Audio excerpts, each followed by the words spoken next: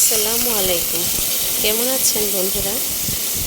আজকে আমি খুব সহজে লাউ রান্না করব। এখানে পেঁয়াজ, এই যে এখন রসুন দিচ্ছি। পেঁয়াজ ভেজে নিয়েছি তেলে, আর সামান্য পরিমাণ রসুন দিলাম। এটা একটু কষানোর পরে লবণ দিয়ে দেব। লাউয়ে বেশি মশলা দিলে খেতে খুব খারাপ লাগে, লাউয়ের টেস্টটাই চলে যায়। রুই মাছের মাথা দিয়ে লাউ রান্না করব। মাছের মাথাটা দিয়ে দিলাম, আর অল্প একটু মরিচের গুঁড়া আর অল্প একটু হলুদের গুঁড়া। তেমন কালার আসবে না, সবুজ সবুজ থাকবে।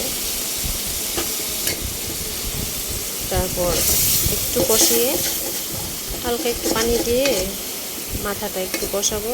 একটু হবে তখন লাউগুলো দিয়ে দেব। অনেকে আবার লাউ রান্না করে অনেক মশলা দিয়ে, আদা দেয়, দারচিনি, এলাচ এগুলো পর্যন্ত দেয়।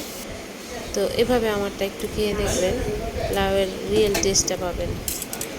আমার লাউ খুব পছন্দের একটা খাবার, আমার না, আমাদের ঘরের সবার। আর যে খুন্তিটা দেখতে পাচ্ছেন গোল্ডেন কালার, যেটা দিয়ে আমি নাড়ি, এটা কিন্তু প্রায় আমার সমান বয়স। আমার মায়ের অনেক আগের এটা কেনা। তো এটা দিয়ে মা রান্না করতে বেশি স্বাচ্ছন্দ্য বোধ করে, আমিও করি এটা দিয়ে।